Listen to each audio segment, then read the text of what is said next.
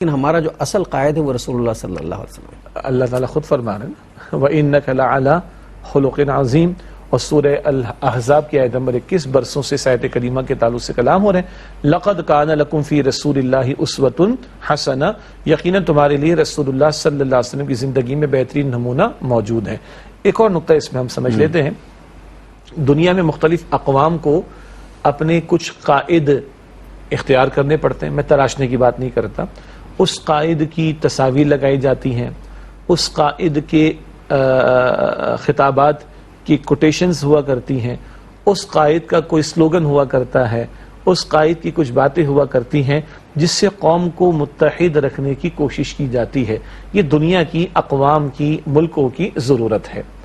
ہمیں ایسی کوئی ضرورت نہیں. یہ سماجی ضرورت، آج سیاسی اور سماجی ضرورت ہے. ایگزیکٹلی. ہم مسلمانوں کو ضرورت نہیں. کیوں؟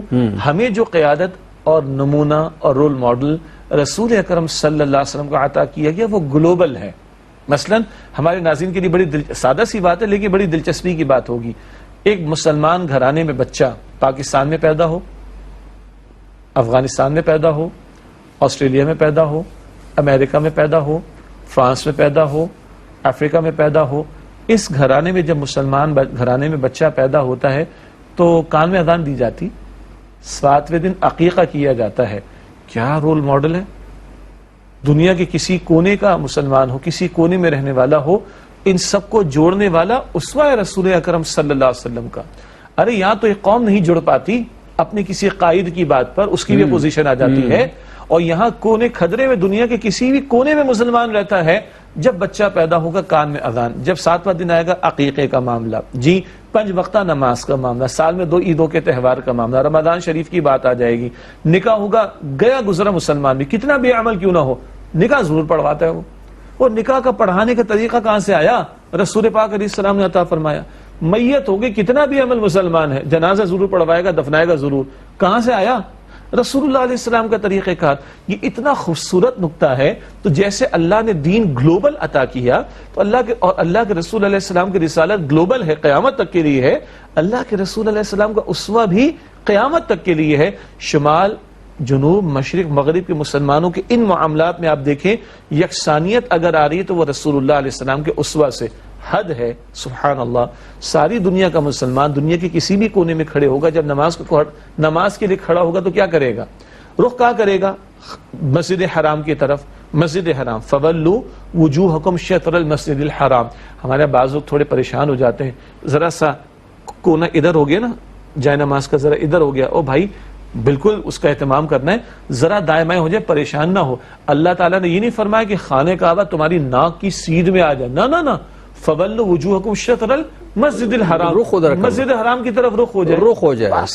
لیکن دلچسپ بات یہ ہے دنیا کے کسی بھی کونے میں مسلمان کھڑا ہوگا، جب نماز کو کھڑا ہوگا رخ کدھر ہوگا؟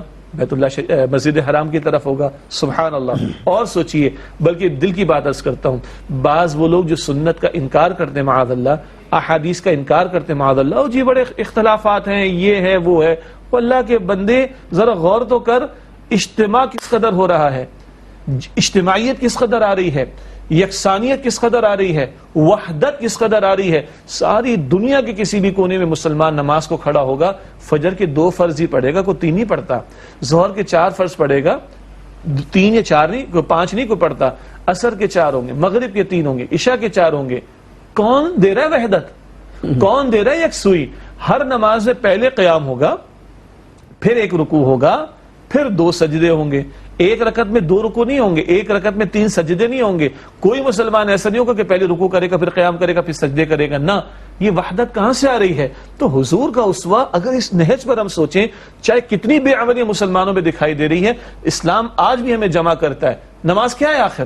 ہم بے عمل ہو گئے، ہمارے اندر بگاڑ پیدا ہو گیا، لیکن ایک ہی صف میں کھڑے ہو گئے محمود و ایاز. نہ کوئی بندہ رہا نہ کوئی بندہ نواز. آج بھی نماز کو آ کر کھڑا ہو جائے تو جناب وہ سندھی بھی ہوگا، پنجابی بھی ہوگا، بلوچی بھی ہوگا. ذرا گلوبل کر لیں، وہ افریقن بھی ہوگا، چائنیز بھی ہوگا، آسٹریلین بھی ہوگا، امریکن بھی ہوگا، کسی کا آدمی ہو. یہ وحدت کہاں سے آ رہی ہے؟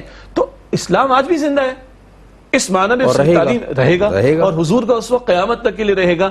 مسئلہ کہ ہم ڈیڈ ہو گئے، ہمیں زندہ ہونے کے لیے ادھر ہی آنا پڑے گا. لقد کان لکم فی رسول اللہ اسوۃ حسنہ. اب قیادت کی اتباع اور قیادت کی طرف رجوع کرنا، جب ہم نے کہا نا کہ قیادت جو ہے وہ ایک جماعت اور ایک قائد ہونا چاہیے. ہمارا بنیادی طور پہ جو قائد ہمارے ہیں وہ رسول اللہ صلی اللہ علیہ وسلم